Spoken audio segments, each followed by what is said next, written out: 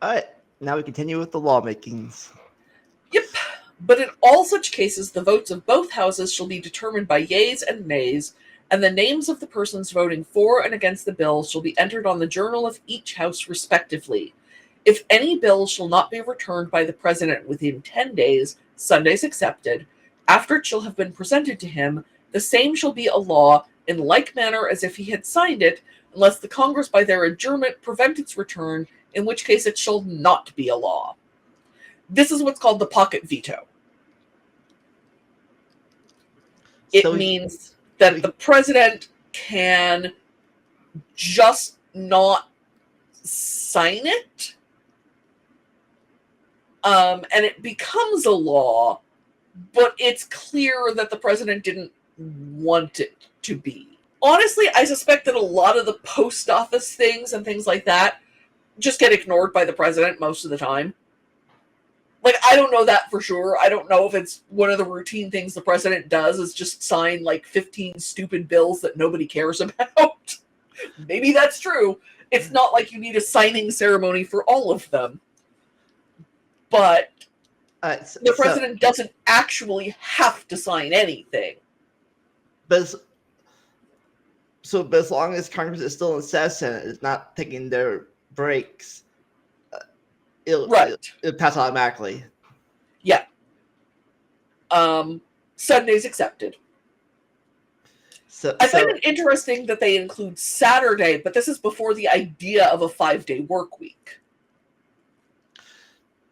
So Monday through Saturday, and then again, so it would be 6 days, and then skipping that, so Monday, Tuesday, Wednesday, Thursday. Yeah. There were still states where observing the Sabbath was enforced by law at the time. Not a lot of them, but they existed. It's actually a plot point in the book and movie Johnny Tremaine. Because Massachusetts is gonna Massachusetts. Yeah, it's Sabbath and all that. That's what that day really is, technically, officially. You know, that's a religious question that we won't be answering here. Yeah, well, and it's worth noting that not all of the founding fathers were Christian in any sense. Modern Americans, and particularly modern evangelicals, would recognize as Christian. My favorite example of it is Thomas Jefferson, who published a version of the Bible that left out what he called, and this is a direct quote, the obvious exaggerations of Jesus's biographers, which included the resurrection. So they observed the Sabbath, but that doesn't mean that they were Christian in any modern sense. Some of them were. John Adams was an Anglican, but a lot of them at least were deists, which these days is actually closer to a pagan stance than a Christian one.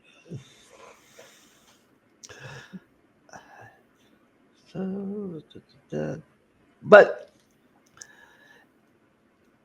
if he decided, and in 10 days Congress is take a vacation, it's like it's gone. Yeah. So if it's something you really care about, that you know the president isn't going to want to sign, but isn't going to want to put the effort into veto, you need to make sure that Congress is in session on the 10th day, or the 11th day, or possibly both, just to be safe. Sundays accepted.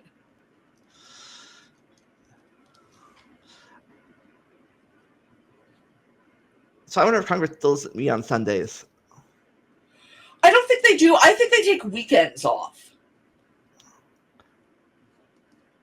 I think there are sometimes emergency sessions on the weekends if something's really pressing and it's, coming up on vacation. They'll work through the weekend, but most of the time Congress takes Saturday and Sunday off. Yeah, we should have talked about this in the salaries section, but They probably get a salary and not paid hourly, right? Yeah, they are.